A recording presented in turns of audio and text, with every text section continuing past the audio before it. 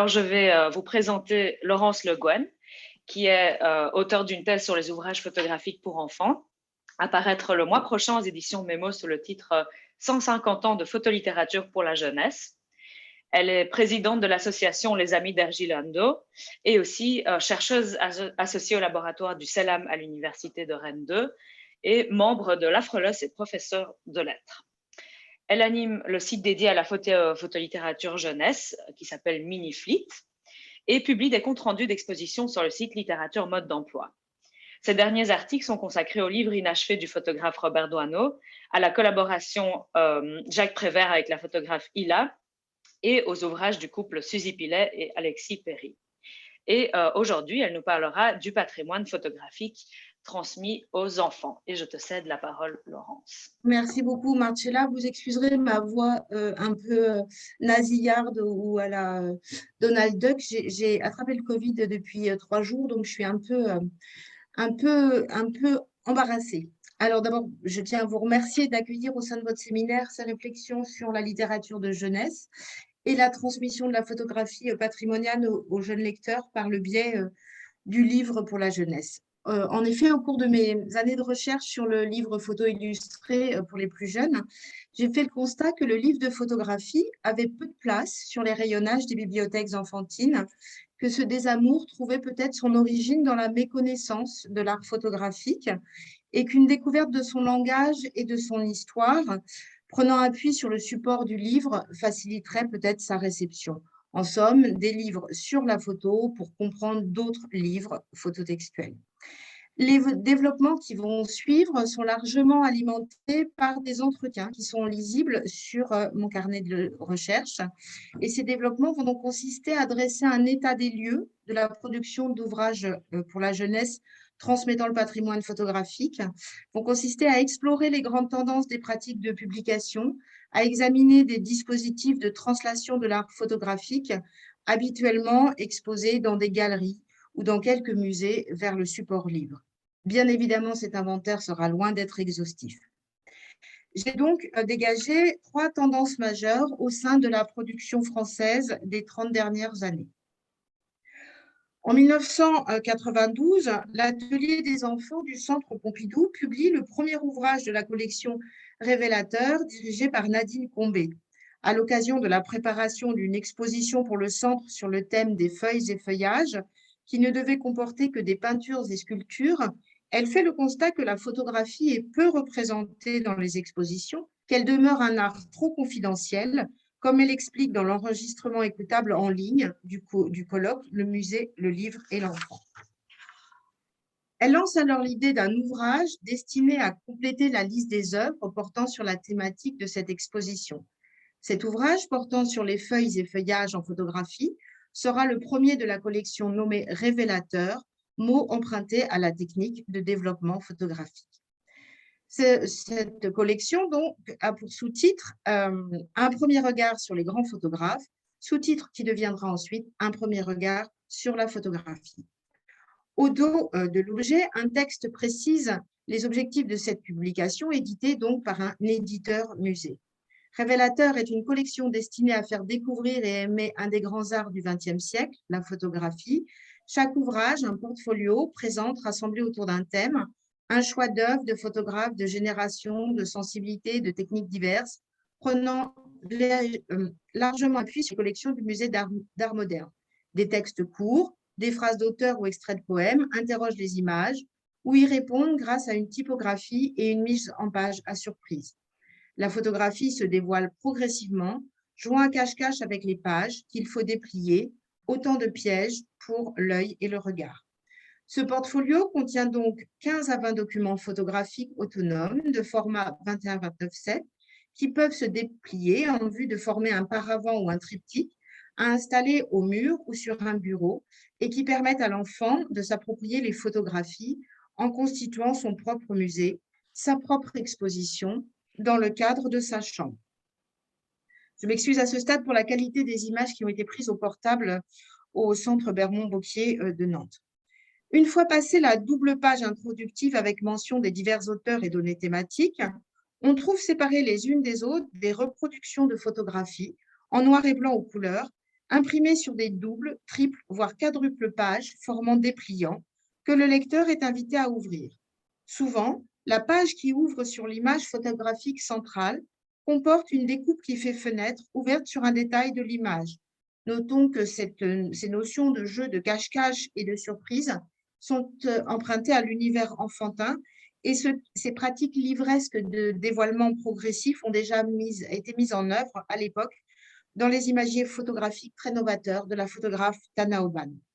Enfin, un texte au verso du triptyque détaille le titre, la date de prise de vue, le nom du photographe et sa démarche artistique. Le choix iconographique colle au thème du portfolio, Icare et compagnie, la mesure de l'eau, feuilles et feuillages, etc., et fait cohabiter style et époque disparates, photographes bien connus du grand public et d'autres moins. Citons ainsi Bill Brandt, Julia Margaret Cameron, Depardon, Doisneau, Kertész, Lartigue, Annette Messager, etc. Certaines images sont d'ailleurs permutables d'un portfolio à l'autre. Il s'agit donc d'une large proposition photographique. Notons que cette collection, qui faisait enfin entrer le 8e art dans les chambres enfantines, a connu un succès très confidentiel et s'est arrêtée au bout de 6 numéros, en raison peut-être de sa connotation très professionnelle, avec ce dispositif peut-être un peu trop sophistiqué pour répondre aux attentes des jeunes lecteurs. Notons encore que la présence de phrases poétiques signées des plus grands auteurs de la littérature, Platon, Héraclite, Claudel, Soupeau, si elle apportait, comme l'explique Nadine Combet, un sens parallèle, complémentaire et des éclairages différents sur les photographies, cette cohabitation pouvait aussi laisser penser que ces images tiraient leur qualité artistique de cette collaboration. Elle supposait aussi que le public visé était capable de véritablement travailler les confrontations proposées, voire imposées, entre littérature et photographie.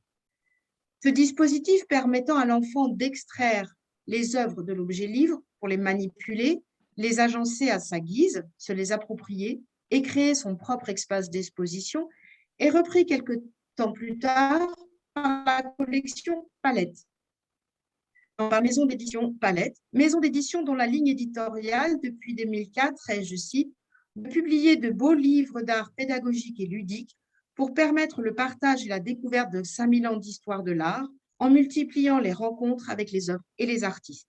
En 2005, Palette lance la collection La vie en images, qui accueillera 2 ouvrages de 48 pages consacrés à l'art photographique. Les volumes Nous les enfants et Dans la ville sont signés Isabelle Lefebvre-Stassard, autrice par ailleurs de Objectif photographie chez Autrement Junior en 2003. Et ces livres proposent de s'approprier des photographies reproduites en grande taille, puisque le format, très grand, même pas dans mon cadre, est de 28 par 36 cm. L'objectif de la collection était le suivant. La vie en images propose aux enfants dès 8 ans de découvrir la photographie comme une forme d'art. Chaque ouvrage rassemble autour d'une thématique commune des images bien connues du patrimoine photographique et d'autres plus contemporaines. L'enfant est invité à entrer directement dans l'œuvre, reproduite en pleine page, et à la découvrir par lui-même. Le commentaire vient dans un second temps, au dos de l'image, pour décrypter la façon dont elle est composée et expliquer la démarche du photographe. Les pages, de grand format et détachables, peuvent être placées sur un mur ou encadrées. Le lecteur peut ainsi afficher ses goûts et forger son propre regard, éprouver du plaisir, de l'émotion devant une photographie et comprendre un peu mieux pourquoi. Telle est l'ambition de cette collection. On trouve dans ces 2 volumes des images signées Doisneau, Ronis, Lartigue, des photographies bien connues du grand public, telles que Le collier, le nez en l'air de Robert Doisneau, ou Son baiser de l'hôtel de ville, ou La mer migrante de Dorothée Lange, ou bien des images plus confidentielles ou contemporaines, comme celles de Stéphane Couturier ou Bernard Faucon, avec une variété de choix dans les cadrages, des points de vue ou dans l'évolution des techniques photographiques. Cette fois-ci, pas de jeu de devinettes ou typographiques, ni phrases poétiques. La sélection des 18 photographies qui composent ces grands ouvrages est susceptible de retenir l'attention du jeune lecteur-spectateur en mettant l'accent sur des moments de vie qui pourraient le toucher, le surprendre ou l'amuser. La sélection de Nous les enfants, par exemple, se porte notamment sur des images qui montrent l'universalité des enfants du monde, jeux, déguisements, moments de joie et de tristesse, moments de vie qui peuvent permettre l'identification. La collection s'est arrêtée au bout de 2 numéros et a donc connu un succès encore plus confidentiel que la première. Si ces collections souffraient d'un déficit de caractéristiques propres aux livres de jeunesse, malgré une réflexion portant sur la mise en page et l'appropriation par le jeune lecteur-spectateur, les choix thématiques opérés par ces 2 maisons d'édition avaient la qualité de proposer au lecteur un panorama assez large de la production photographique patrimoniale, une histoire mondiale de la photographie, mais sans classement historique, contrairement à ce qui va suivre. Le dispositif est en effet totalement différent dans les ouvrages L'histoire vraie des grandes photos, tome 1 et tome 2, publiés chez Atlas Junior en 2014 puis 2015. Ces compilations de photographies ont un format carré et reproduisent des images, accueillent des images, reproduites dans un format 18-18, donc bien plus petit que celui des 2 précédentes collections. Ces 2 volumes s'inscrivent en effet dans une collection de 5 ouvrages et en ont donc la forme. Cette fois-ci, les photographies n'ont plus la possibilité d'être extraites du livre pour être exposées et elles prennent vie seulement avec le tournage de page. En couverture, l'œil du lecteur-spectateur est attiré par des éléments qui peuvent lui paraître familiers, comme la robe de Marilyn se soulevant sous le souffle d'une bouche de métro, des hommes marchant sur la Lune. En fait, il les a déjà rencontrés quelque part, même détournés. Dans le corps de l'ouvrage, les photographies sont présentées en page de droite encadrées de bords blancs. La légende est présente en page de gauche avec l'année et le lieu de la prise de vue, le nom du photographe, le titre en anglais et sa traduction. Un autre titre choisi par les auteurs est ajouté en lettres capitales. Le choix des photographies est également radicalement différent des 2 collections précédemment présentées. Dans ces 2 ouvrages, plus qu'une initiation à l'histoire de la photographie, c'est surtout la photographie documentant l'histoire du monde qui est convoquée. 20 photographies parmi les plus célèbres, sur plus d'1 siècle, sont présentées à analyser dans chaque tome. Elles sont ordonnées dans une continuité chronologique. Le premier ouvrage présente des photographies réalisées entre 1895 et 1965.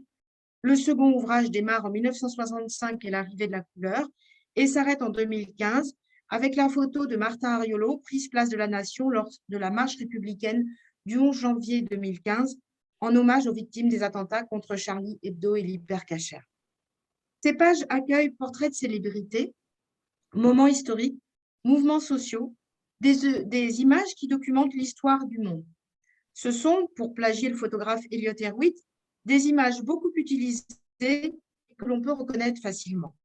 On y découvre l'accident de la gare Montparnasse, prise en 1895, réutilisé d'ailleurs par Scorsese dans son film Hugo Cabret, les Construction Workers Eating Lunch datant de 1932, souvent publiés et qui témoignent du moment où New York est devenu New York, la Migrant Mother de Dorothea Lange, je vous l'ai montré tout à l'heure, prise en 1936, symbole de la dépression américaine, le républicain espagnol photographié par Robert Capa en 1936, ou encore un de ses clichés pris lors du débarquement sur les plages normandes et publié dans Life, et ainsi de suite.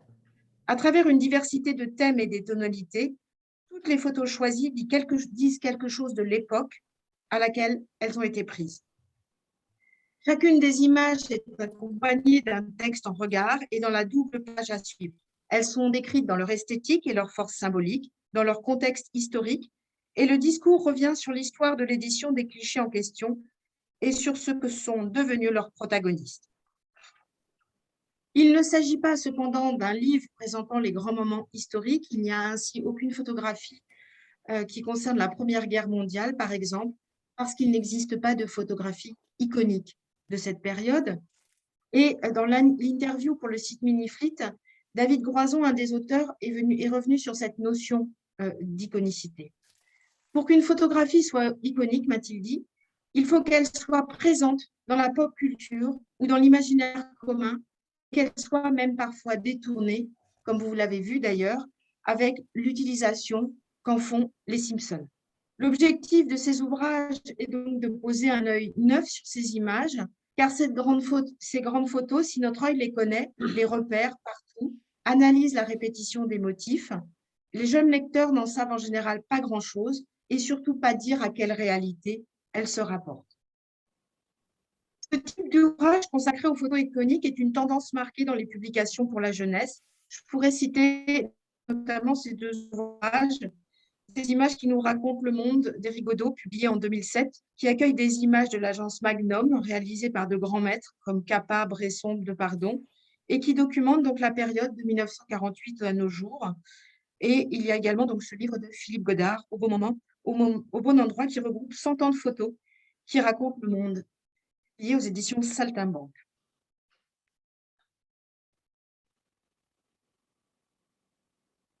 Je me suis perdue d'un coup. J'arrive.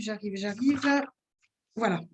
Une autre façon de présenter le patrimoine photographique aux jeunes lecteurs est d'emprunter le format canonique, enfin le format des catégories canoniques de la littérature jeunesse pour les plus jeunes, à savoir les imagiers, les compilations d'images autour d'un thème, les abécédaires ou les livres à conter. Le premier à faire date est Album, publié à l'École des loisirs en 1995. Il est signé Gabriel Boré, grand spécialiste de la photographie, et Grégoire Solotareff, auteur prolifique de littérature jeunesse. Avec Album, il propose une sorte de répertoire de 113 mots illustrés de photographies en noir et blanc ou couleur, intégrés dans un ouvrage de format 15-21, qui permet donc d'intégrer autant des portraits que des paysages. Grégoire Solotareff avait réalisé auparavant avec Alain Leçon Le Petit Musée, un imagier de 149 mots, illustré par les détails de 149 tableaux de grands peintres, de Bosch à Picasso. Ce nouvel opus s'inscrit donc comme un prolongement du précédent, mais en photographie, et sans recadrage, car, selon les deux auteurs d'albums, le cadre en photographie est essentiel. Ils retiennent, selon les propos de Gabriel Boré, relevés dans une interview accordée à la Revue des livres pour enfants en 1996, des photos qui désignent quelque chose de concret, pas d'abstraction, pas de sentiment, pas de valeur, pas de bien, pas de mal, pas de beauté, pas d'amour, pas de personnes nommément reconnaissables, uniquement des choses concrètes.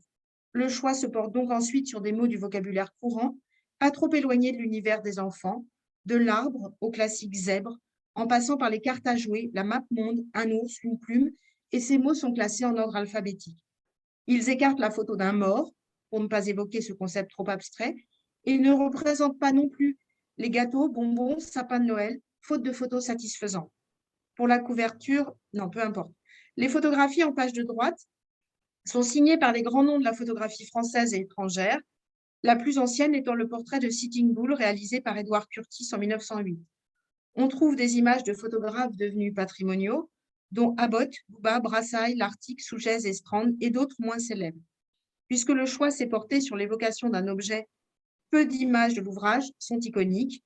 Parmi ces images, toutefois, certaines sont familières au lecteur, et je les ai mises ici, comme celle de l'ombre de l'Arctique réalisée en 1980, ou encore le manège d'Isis, pris au Jardin des Tuileries en 1950, et vous avez aussi l'œil de Man Ray en bas à droite. Le nom des artistes, figure en bas de la page de gauche, avec le titre en français, la date de prise de vue, le lieu où l'image est visible, ainsi que la mention du copyright. Un index des photographes en fin d'ouvrage reprend le classement en indiquant d'abord le nom des artistes présentés, associés à leur date de naissance et de décès, comme dans un catalogue d'exposition. Cet ouvrage ouvre la voie à d'autres compilations de ce genre. En 2005, l'album Photos les contraires de Noël Boursier, paru aux éditions du Seuil, exploite cette catégorie à part entière de la littérature pour la jeunesse, des oppositions entre concepts abstraits, ouverts, fermés, lourds, légers, etc. Il le fait par le biais de 40 images en noir et blanc ou couleur, reproduites en pleine page, signées de quelques-uns des maîtres de la photographie du XXe siècle, dans un choix plus restreint que ne l'avaient fait Boré et Solotareff, et plutôt répétitif. On retrouve régulièrement Lartigue, Collard, Kertész. Les photographies ici sont parfois recadrées et voisinent avec des images drôles réalisées par Noël Boursier lui-même. Les noms des auteurs sont donnés en toute fin d'ouvrage, à côté de la photographie reproduite en vignette cette fois, et d'un court texte explicatif, souvent plein d'humour. En fait, l'ambition de Noël Boursier, selon ses propres paroles, est de tisser des liens entre la photographie patrimoniale et la photographie actuelle, d'offrir au jeune public un livre présentant les grands maîtres et de les initier au langage de la photo et à l'esthétique de l'image. Pour son livre, Noël Boursier a puisé très largement dans les archives du patrimoine où il a travaillé et a concentré sa sélection sur des photographes qu'il aime passionnément, comme Jean Loussif ou Cartier-Bresson. J'insiste un peu sur cet adverbe passionnément parce que c'est quelque chose qui revient régulièrement dans la bouche des auteurs. C'est vraiment un choix subjectif de photographie ou de photographe qu'ils aiment passionnément. Si ces livres-concepts font se côtoyer des grands maîtres de la photographie, certains éditeurs ont fait le choix de compiler les images d'un seul artiste, de créer donc une monographie. C'est le cas des deux petits ours, enfin non, c'est le cas, pardon, des deux petits ouvrages réalisés par Gallimard Jeunesse en collaboration avec l'association des Trois Ours, là il faut que je place le mot ours. Ces deux imagiers sont signés du photographe Marc Ribou et de Catherine Chen, son épouse, que je remercie de sa présence, ainsi que Lorraine, que j'ai saluée, Lorraine Duré de l'association des amis de Marc Ribou, que j'ai saluée en début de présentation. I comme image, publié en 2010, c'est un abécédaire, et 1, 2, 3 images, publié en 2011, est un livre à compter. Dans ces deux ouvrages, les photographies de Marc Ribou sont choisies pour accompagner les lettres de l'alphabet, les mots et les nombres. Ces livres, dont la maquette est conçue par le graphiste Jean Widmer, sont destinés à de jeunes enfants. Ils ont un format poche et une couverture souple que l'on peut manipuler à loisir ou tordre selon les envies enfantines. Dans l'abécédaire I comme image, chaque lettre est accompagnée de plusieurs mots. Prenons la lettre A. A peut être l'initiale d'acrobate, d'âne, d'ami, d'amoureux. Chaque lettre est accompagnée de 2 ou 3 images puisées dans le format Ribou. Au fil du tournage de pages, on parcourt donc la France des années 50, de mai 68, mais aussi l'Afghanistan, le Tibet, l'Angleterre, l'Algérie, le Népal, pays que le célèbre photographe a photographié au cours de sa longue carrière de reporter photographe de l'agence Magnum. On y reconnaît certaines photographies iconiques de l'artiste, comme celle du peintre Zazou, peintre de la Tour Eiffel, qui se mêle à d'autres moins célèbres ou tirées de l'album familial, comme celle de la fille des auteurs, Clémence, photographiée en 1990. Chaque série de photographies inclut également une page blanche que vous voyez en haut à droite de votre écran, destinée à accueillir une image photographique choisie par le jeune lecteur lui-même, ainsi invité à participer à la construction du recueil. La sélection des photographies opérée par Catherine Chen, grande connaisseuse de la littérature enfantine, et Marc Ribou lui-même, se porte majoritairement sur des situations immédiatement identifiables par le jeune lecteur. Scènes de jeux d'enfants, de repas, de moments familiaux avec jeunes enfants, photographiés dans leur environnement. Ces images, comme dans la sélection opérée pour l'exposition légendaire The Family of Man, présentée au MoMA dans les années 50, montre une nouvelle fois par l'image que les enfants du monde entier se ressemblent. Cependant, cette sélection pointe aussi des différences culturelles d'un continent à l'autre, puisque de nombreuses photographies contiennent des moments de vie très inhabituels pour le lecteur occidental, qui découvre les costumes et coutumes d'autres individus, hommes, femmes, enfants, aux quatre coins du monde. La sélection des mots a également été opérée avec la volonté de sortir du vocabulaire obligatoire du monde de l'enfance. Si l'on trouve des mots incontournables comme lapin, ours, lit, Catherine Chen raconte qu'en établissant sa liste de mots, elle ne s'est rien interdit et qu'elle souhaitait aussi faire sourire ses lecteurs. L'essentiel, explique-t-elle, était que le couple mot-image tienne le coup visuellement. On trouve ainsi le mot zizi derrière, le concept grâce ou mot zen. Le traditionnel ours est accompagné de la photographie d'un vrai ours muselé, loin de la représentation habituelle du teddy bear. La lecture n'est donc pas immédiate et le jeune lecteur est invité régulièrement à questionner l'image lorsque le mot ne colle pas immédiatement au référent, lorsqu'il offre une interprétation de la réalité ou impose une lecture idéologique. Prenons ici l'exemple de l'adjectif injuste qui accompagne la photographie d'un homme élégant assis sur une chaise portée par 4 hommes de couleur. Notons également que, contrairement au choix opéré par Gabriel Boré et Grégoire Solotareff de ne présenter que des images susceptibles d'évoquer un seul mot, ici les photographies de Marc Ribou sont très narratives, fourmillent de détails et offrent une lecture foisonnante, dépassant largement le mot ou le nom. Empruntant les codes de l'abécédaire et du livre à compter, livre d'apprentissage, ces deux ouvrages offrent donc une balade dans le monde de Marc Ribou, forment un inventaire de la carrière du photographe, offre à l'amateur de belles photographies l'occasion de redécouvrir son talent et forme ainsi des livres de transmission inscrits dans sa bibliographie. Marc Ribot a participé lui-même activement au choix des images, ajoutant des photos personnelles, enlevant d'autres, en fonction de ce qui lui tenait à cœur. Ainsi, la photographie de couverture du livre raconté 1, 2, 3 images est à la fois évocatrice du chiffre 0 et représentative du goût de l'auteur pour les figures circulaires qui retenaient régulièrement son œil. On découvre donc dans ce recueil ce que Marc Ribot a aimé, ce qui l'a touché, choqué ou amusé. Le succès dit comme image a inspiré Catherine Chen l'idée d'une suite. Néanmoins, la série 1, 2, 3 images a été un peu moins demandée, souffrant peut-être du manque de ces images iconiques, notamment en couverture.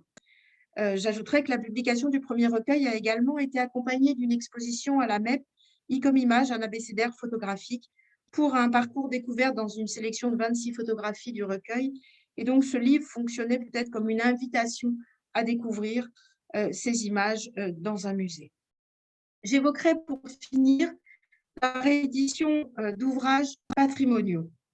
En tant qu'acteur privilégié dans la transmission d'un héritage à valeur symbolique, les éditeurs réactualisent le patrimoine photographique en le rendant disponible à de nouvelles générations de lecteurs par la réédition d'ouvrages patrimoniaux. La maison d'édition Mémo, basée à Nantes, accompagne le travail d'auteurs et d'illustrateurs contemporains et met aussi à la portée des lecteurs les trésors oubliés de la littérature enfantine, avec ses collections qui forment un parcours à travers l'histoire du livre d'images pour la jeunesse. Sur le site de la maison d'édition Mémo, on peut lire « Les grandes rééditions de la maison Mémo rendent à nouveau disponibles des œuvres d'artistes, pionniers du livre jeunesse, imprimées au plus près de leur qualité d'origine. Aucune nostalgie dans cette entreprise, mais la conviction que quelques livres par décennie ont la force et la beauté nécessaires pour durer, qu'ils ouvrent de nouvelles perspectives littéraires et artistiques, et que des enfants d'aujourd'hui y trouveront autant à voir et à savoir qu'il y a presque un siècle ou plus. 4 des 5 ouvrages photographiques réédités par la maison Mémo portent la signature de grands maîtres de la photographie. Rodchenko, grand maître du constructivisme russe, Claude Cahun, nantaise et photographe du surréalisme, Hilla, pionnière de la photographie animalière. L'ouvrage d'Achenka ou La vie d'un bébé chien est illustré de photographies prises par Karel Čapek, qui n'était pas photographe professionnel. Ces ouvrages ne font pas l'objet d'une collection spécifique. Dachenka ou La vie d'un bébé chien et les livres d'Hilla sont réédités dans la collection Classique étranger pour tous, ainsi présentée sur le site de la maison, un tour du monde des livres qui font partie du patrimoine vivant d'un pays parce qu'ils ont été des livres de tous ses enfants. Chaque fois, c'est un grand livre d'enfance qui est choisi et une nouvelle traduction qui est réalisée. Animaux à mimer d'Alexandre Rodchenko paraît dans la collection des 3 ours, puisque conçu en partenariat avec l'association qui éditait ou valorisait les livres patrimoniaux par des expositions ou des ateliers.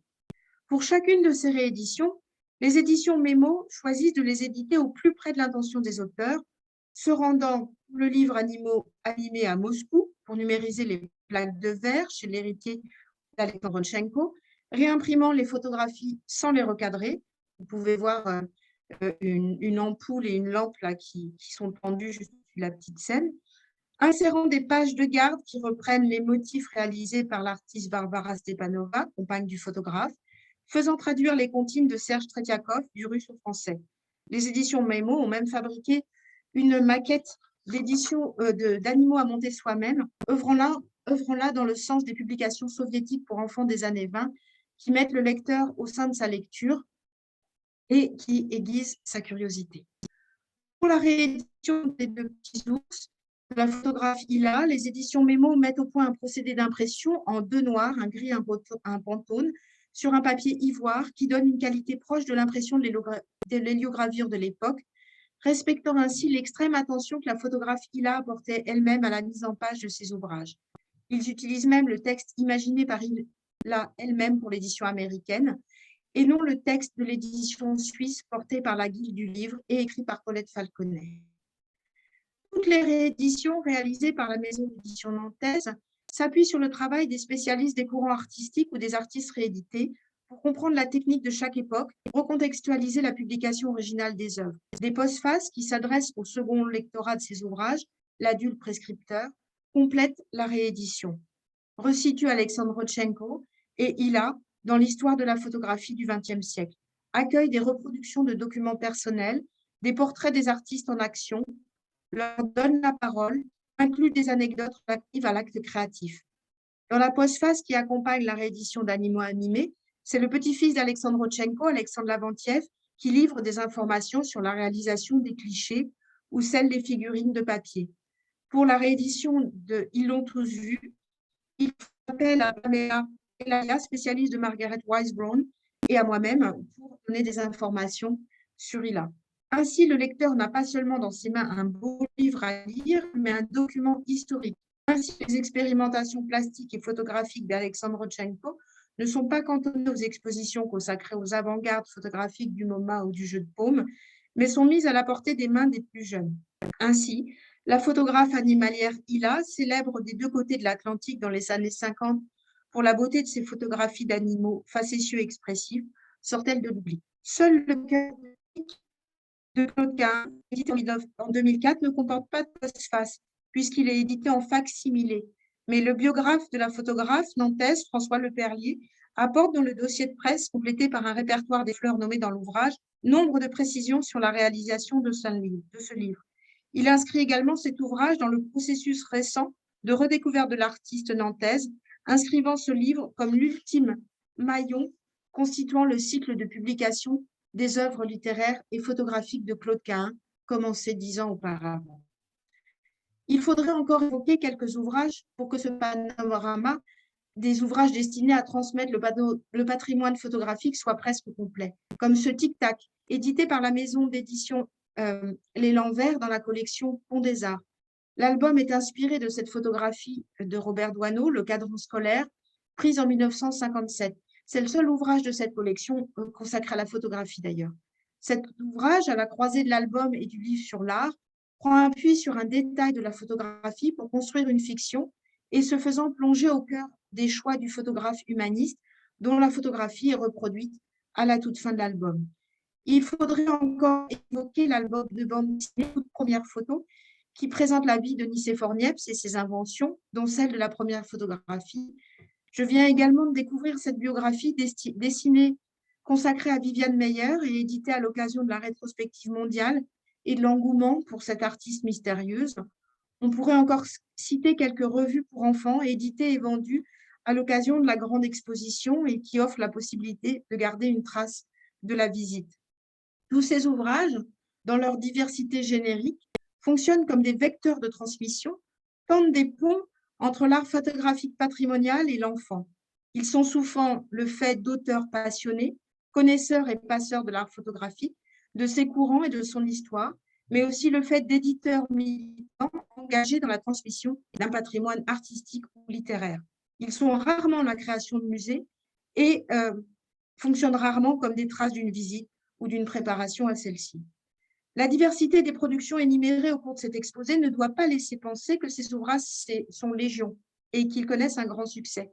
Même si Les Deux Petits Ours ont connu un second tirage et entraîné la réédition d'un autre livre d'Ila, dont vous venez de découvrir la couverture toute fraîche d'hier, même si l'histoire vraie des grandes photos a donné lieu à un second tome. Ils viennent sous une frustration née du manque d'intérêt pour la photographie et il reste encore à mesurer leur réception. Je voudrais terminer cette présentation par une anecdote significative à l'occasion de l'exposition consacrée à la photographie Argilando qui va se tenir au mois de septembre à la maison Robert Doisneau. J'ai sollicité Christine Moreau des éditions Mémo sur la possibilité et l'opportunité d'éditer un ouvrage pour enfants compilant les photographies iconiques de la photographe franco-hongroise. Et la réponse de Christine Moreau a été sans appel. Le coût de production, les droits de reproduction, le peu de succès des livres photographiques pour enfants condamnent par avance un tel projet, si beau soit-il. Voilà, je vais m'arrêter ici et j'ai encore un peu de voix pour pouvoir répondre à vos questions. Je ne vous ai pas endormi? Vous êtes encore là? Merci beaucoup, Laurence. Y a-t-il des questions?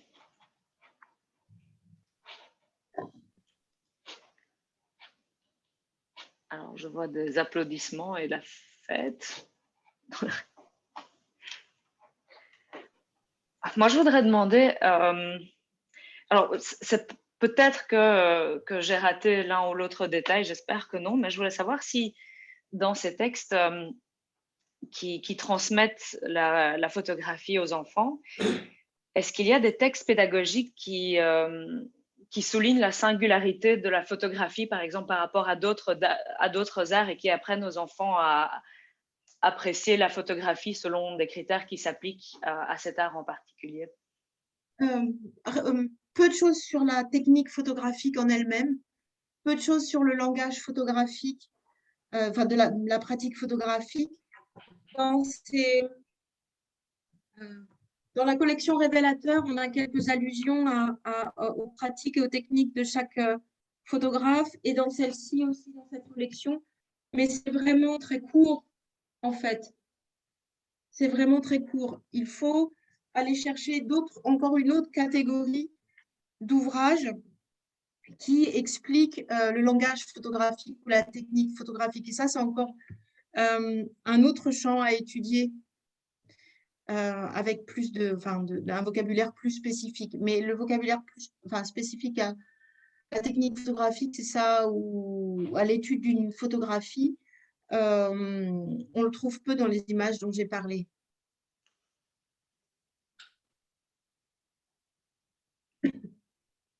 David, tu veux poser une question?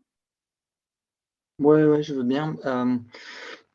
J'avais l'une ou l'autre question ponctuelle, peut-être commencer par celle-là, parce que j'imagine que la réponse sera la plus simple. Deux questions ponctuelles, et puis après une question un peu plus complexe et nouée. Et donc, je ne sais pas très bien où j'irai avec cette question. Mais les deux premières, c'est d'une part, est-ce que la revue Dada, qui est une revue d'art qui met en avant le patrimoine artistique pour enfants, a déjà fait des numéros sur la photo. Est-ce qu'il n'y en a pas eu un sur Viviane Mayer Alors oui, j'en ai un effectivement qui a été édité au moment, j'aurais dû le sortir, mais j'ai peu travaillé sur les revues en fait. Mais j'ai effectivement un sur Nadar. J'ai vu celui-ci sur Nadar et il y en a eu un sur Viviane Mayer. Parce que c'est des. Bon, j'imagine que c'est. Donc, peut-être tu peux en dire un mot parce que tu connais ça sûrement mieux que moi, mais c'est une revue qui, en fait, est quand même centrée plutôt sur la peinture ou les beaux-arts, disons, plastiques traditionnels, davantage que la photo. Moi, j'avais en tête Viviane Mayer, je n'avais pas vu celui de Nadar, mais enfin, bon, voilà. Je la connais peu, cette revue, parce que j'ai peu travaillé sur les revues, mais je fais le constat, comme pour la collection Pont des Arts, on a très peu de titres sur les photographes. Quand on va à la boutique d'un musée, mais je suis allée au musée d'art de Nantes il y a 15 jours et me promener dans la librairie, les ouvrages portant sur l'art à destination des enfants ne contiennent généralement pas de photographie. Et tout l'art expliqué aux enfants, bah, tu n'as pas de photographie dedans, en fait. Et, j'étais très contente de découvrir cette revue, enfin, au moment de la visite de l'exposition Viviane Mayer, de découvrir qu'il y avait quelque chose à destination des enfants, parce que c'est extrêmement rare, en fait. Ok. J'ai Autre consulté question. le catalogue de la collection Monde des Arts avant. J'avais travaillé sur cet ouvrage Tic-Tac tiré d'une photographie de Robert Doisneau. J'avais travaillé dessus pour ma thèse et ça date de 2016 ou 2017. Et je suis allée voir hier tout leur catalogue. Il n'y a pas eu plus de photographes. Il est le seul photographe, en fait, dans la collection. Et la revue d'Adam, bah, je ne la connais pas, mais je la connais très peu, mais à mon sens, il n'y a que 2 titres. Ok. Mais je peux me tromper. Ouais. Et qui ont, j'imagine, ont dû sortir au moment de grosses expos qui leur garantissaient ou qui étaient censés leur garantir un minimum de vente, je suppose. Oui. Pour celui sur Viviane Mayer, c'est sûr, en tout cas. Il était présent à l'exposition au Palais du Luxembourg. Ouais, ok. L'autre question, tout à fait, c'est vraiment un détail, et après j'en viens à la question un peu plus morceau compliqué. Il y a une collection ou un éditeur qui s'appelle Les Trois Ours. Pourquoi au féminin? L'association des Trois Ours, parce que les fondatrices, mais peut-être que Lorraine Duret qui est présente pourrait en parler davantage parce que le livre, les 2 imagiers consacrés à Marc Ribot ont été édités entre Gallimard et l'Association des Trois Ours. Les créatrices sont des femmes. L'association a fermé ses portes l'année dernière, je crois. Et la mission de cette association, c'était de rééditer des ouvrages patrimoniaux. Donc, il n'y a pas que des ouvrages photographiques. Et puis de rééditer des ouvrages, et puis aussi de présenter des ouvrages patrimoniaux par le biais d'ateliers ou d'expositions. Donc oui, les Trois Ours, parce que les créatrices sont 3 femmes à l'origine. D'accord, ok. Oui, oui, tout à fait. Si je peux juste ajouter un mot, mais c'était très clair, c'est effectivement parce que les 3 fondatrices étaient 3 bibliothécaires femmes, donc c'est Boucle d'Or et les Trois Ours, mais là c'est les Trois Ours ES. Et vous pouvez encore aller voir leur site internet qui est en ligne, qui offre vraiment beaucoup de ressources. Et elles s'intéressaient aux livres d'art pour les enfants. Donc, par exemple, elles ont aussi beaucoup diffusé le travail de Katsumi Komagata en France. Voilà. Mais pourquoi enfin, j'imagine que ce n'est pas indiscret puisque c'est public, mais pourquoi ça s'est arrêté? Ça a l'air bien comme projet. Oui, mais c'est resté une association et voilà, la vie de toute association est difficile. Donc, économiquement, en fait, elle n'arrivait pas à s'en sortir. D'accord, et j'imagine… Vas-y, je t'en prie, Laurent. Elles ont beaucoup œuvré aussi à la reconnaissance de la photographe Tana Oban aussi, qui a un peu révolutionné les ouvrages pour enfants à partir des années 70. On peut trouver plein de choses sur leur site, d'ailleurs, Lorraine a raison. Oui, leur site est bien fait. Elle s'intéressait aux livres textiles aussi de Marie-Louise Cumont, tout le travail de Bruno Munari. Voilà, mais c'était des passionnés qui restaient très engagés. Et voilà, les choses se sont essoufflées malheureusement au bout d'un moment. Et mine de rien, elles œuvrent un peu quand même encore parce que Oui. il y a eu une grosse exposition. J'ai interviewé Elisabeth Lortic il y a 2 mois, je crois, qui est commissaire d'une exposition sur le livre photographique qui se tient en Italie, consacrée à Tana Oban d'ailleurs, pas seulement au livre photographique. Et donc, elle m'a parlé de tout ce fonds Tana Oban et de l'envie de continuer à présenter des choses autour des livres qu'elles ont défendus au cours de la vie de l'association. Ok, super. Je ne sais pas s'il y a Marcella, je ne sais pas si tu vois d'autres questions, sinon je peux attaquer mon gros morceau. Parce que je ne veux pas monopoliser Je le ne vois crachoir. pas de main levée pour le moment. Bon. Si personne ne se jette à l'eau, je vais me lancer moi dans toutes les notes que j'ai prises. Ça concerne à peu près tout l'exposé. C'est pour ça que c'est un peu difficile de formuler une question, mais j'avais l'impression, tu me diras ce que tu en penses, je balance tout en vrac et puis tu déferas les nœuds si tu es en mesure de le faire et sinon on verra bien. Mais j'avais l'impression que les 4 orientations ou tendances que tu as identifiées, quand on les envisage globalement, on relève au fond des 2 approches qui sont les lignes de force du séminaire, à savoir la patrimonialisation de quelque chose d'autre par la littérature et ici des livres de photos, donc quand même plutôt par la photo, mais avec la dimension livresque, et la patrimonialisation ici de la photo, je dirais, par sa présence dans le cadre livresque, ce qui est adressé aux enfants, une manière de les intégrer à la communauté sociale et humaine. Je ne sais pas trop, en tout cas, de faire communauté d'une certaine façon. Mais la question que je me posais, c'était de savoir comment, pour des gamins, là, on a vraiment une vraie question, je dirais, qui nous sort un peu quand même du cadre auquel on est, enfin, qui nous sort du cadre de la séance d'aujourd'hui. C'est-à-dire que ça pose une question fondamentale parce qu'on est confronté à un public qui, alors, je vais peut-être dire des énormités, mais ce n'est pas grave, au fond, qui doit être familiarisé avec le principe même de ce que c'est du patrimoine. Et qui, dans certains cas, les bouquins sont adressés à des enfants très très jeunes, qui commencent à parler, je suppose, puisqu'on a une photo et parfois simplement un mot, une notion, un concept. Donc on a affaire à à une instance ce qui est créé aussi c'est pas simplement une attention, ça dépend des livres, hein, évidemment, et des tendances, mais il y a aussi dans certains des livres une façon de familiariser avec ce qu'est le patrimoine. Mais du coup, comment ça se passe concrètement dans ces livres-là? Il y avait dans la première tendance, je pense, hein, heu, je me disais: «Tiens, comment on fait la part comment on fait la part là-dedans entre ce qui est destiné aux adultes pour bien leur faire comprendre de quoi il s'agit?» et eux, ils savent a priori ce qu'est du patrimoine, et ce que peut être éventuellement le patrimoine photographique, et ce qui va s'adresser aux enfants sous la forme patrimoniale. C'est-à-dire qu'il y en avait certains, les feuillets, voilà ça.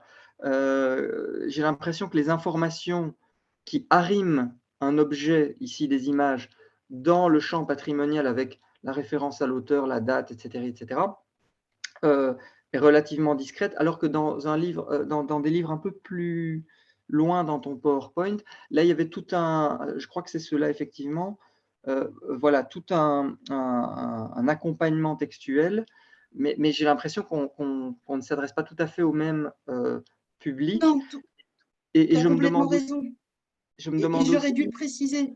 Pardon, vas-y, David. Ouais, non, je t'en prie, mais ça se voit, hein, je veux dire, ça paraît assez évident, mais la question que je me pose du coup, c'est comment est-ce qu'on et je ne sais pas si ton exposé ou les livres que tu as montrés, les publications que tu as montrées permettent de le mesurer, mais comment est-ce que, j'imagine par la répétition déjà, mais comment est-ce qu'on fait advenir, hem, la notion de patrimoine simplement, et puis comment se distribuent les paramètres relatifs au patrimoine entre les adultes qui vont décider d'acheter le livre pour les enfants, éventuellement le lire ou pas avec eux. Mais moi, enfin, heu, je veux dire, a priori, dans des ouvrages où, le discours d'accompagnement qui te signifie éventuellement qu'il y a une photo patrimoniale, je suis pas sûr, ce que tu as montré, je suis pas sûr qu'on va lire ça aux enfants. On ce qui se destine au ici, il y a une partition, les 2 pages que tu montres là,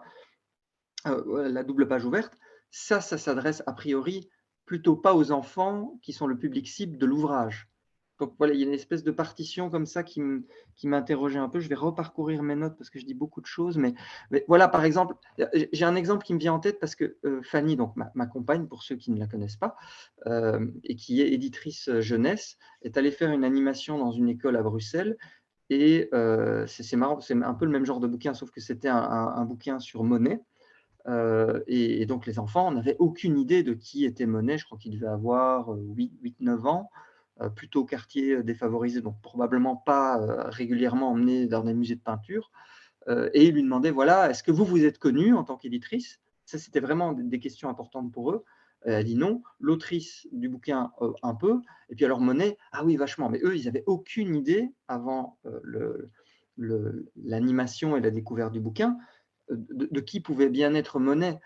Et donc, voilà, je me demande comment ça se constitue. Je ne sais pas si quelqu'un sera en mesure d'avoir des éléments de réflexion, mais je m'arrête là. Voilà. Alors, clairement, les livres, déjà pour répondre à ta première question, et j'aurais dû le préciser au cours de mon discours, ces 2 livres-là s'adressent plutôt à des adolescents. Et les autres livres que j'ai montrés s'adressent à des plus jeunes. Pour répondre à ta deuxième question, Les 2 petits ours, il est destiné à un public de lecteurs de 4-5 ans, on va dire.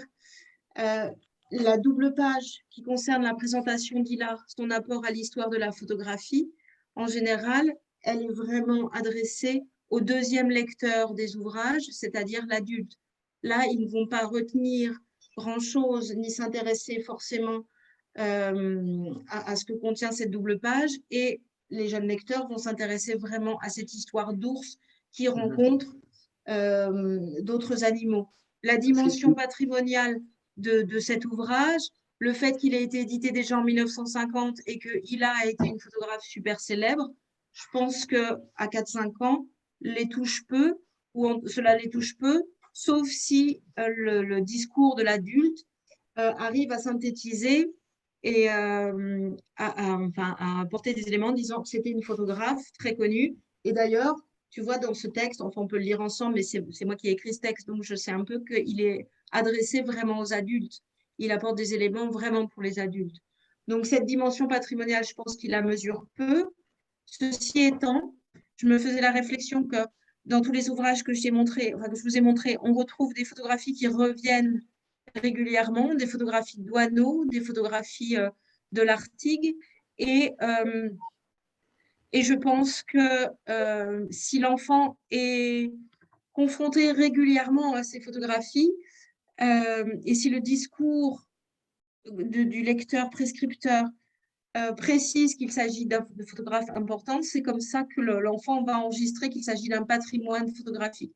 Je pense que, comme dans la majorité des ouvrages pour la jeunesse, l'appropriation d'un livre se fait d'abord par l'intermédiaire de l'adulte, et après l'enfant s'en empare lui-même et se l'approprie tout seul. Mais il y a forcément une part de médiation de l'adulte. Et en ce qui concerne la notion de patrimoine, je pense que ça passe par l'adulte, en tout cas.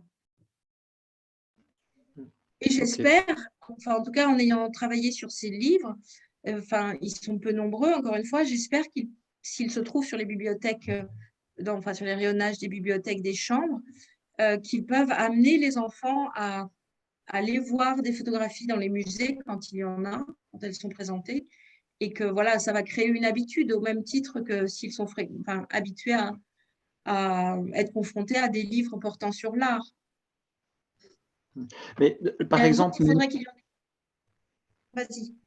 Oui, par exemple, Mémo, quand elle réédite des bouquins anciens, elle le fait à l'intention d'un double public, ou parce que moi je me dis quand je la vois, je vois la maison d'édition rééditer des ouvrages relativement anciens comme ça, j'ai presque l'impression que le public cible en premier, c'est plutôt des amateurs d'histoire de la photo et de livres de photos, et accessoirement on peut le lire aux gamins. Mais je me trompe peut-être en fait. Peut-être que la confrontation avec le lectorat montre que ce que je raconte, c'est du pipeau. La maison d'édition, la ligne vraiment de Mémo, c'est une maison d'édition de patrimoniale. Il y a une partie de création nouvelle vraiment à destination des enfants, et il y a une partie de réédition d'ouvrages patrimoniaux qui marche pas forcément toujours bien, surtout les livres photos, qui marchent sans doute avec le support des recettes de toutes les autres nouveautés. Ceci étant, la réédition de ce livre-là montre que les enfants ont vraiment aimé. C'est un livre qui porte sur les ours, et elle est intemporelle, en fait, cette histoire. De petits ours qui courent partout et qui rencontrent d'autres animaux, c'est complètement intemporel. Donc, ça séduira les enfants de toute façon. Un livre comme celui-là, avec des petites comptines illustrées par des petites... peut-être que ça sera plus difficile pour les enfants avec ces petits tableaux photographiques. Et ça s'adresse peut-être plus à des connaisseurs, Non, je dis une bêtise, parce que en parlant de la réédition en facsimilé du livre de Claude Cahun, qui est assez difficile quand même, c'est un livre surréaliste. Moi, je doutais que ce soit un livre pour enfants, comme d'ailleurs les critiques dans les années 30 au moment où il est sorti. Et Christine Moreau m'a dit, si, c'est bien un livre pour enfants. Donc, elle voit ces livres, je pense, Christine, comme des livres à destination des enfants aussi, avec des compléments pour les adultes. J'espère que je suis assez claire. Oui. Parfait, merci infiniment. Voilà, moi j'ai vidé mon baluchon. Ok. Alors, y a-t-il d'autres questions? Je vais peut-être dire un mot sur le public adulte et le public enfant. Je pense qu'on fait semblant de croire que les livres pour enfants sont adressés aux enfants. En fait, c'est faux. Les livres pour enfants, ils s'adressent d'abord aux adultes, parce que c'est eux qui les achètent et qui sont prescripteurs. Donc, imaginez un enfant qui va dans un marchand de livres et qui, avec son argent de poche, s'achète un livre, c'est absurde. Il n'a rien à faire, l'enfant. Les livres arrivent tout seuls à la maison, parce que les parents ont une telle angoisse de la réussite scolaire, et qui veulent absolument qu'il soit bon. Donc, le livre est pour eux un moyen privilégié de renforcer le travail de l'école. Et donc, l'éditeur de livres pour enfants, il faut d'abord qu'il séduise les parents. L'école des loisirs, c'est le plus bel exemple. On voit que le public qu'on essaie de séduire, c'est absolument pas l'enfant, mais l'adulte qui va l'acheter. Et donc, dans le fonctionnement de la littérature jeunesse, il ne faut jamais perdre de vue cet aspect économique. Je dirais ça à propos du livre documentaire scientifique. C'est peut-être plus vrai pour ce secteur de l'édition que pour les livres sur la photographie.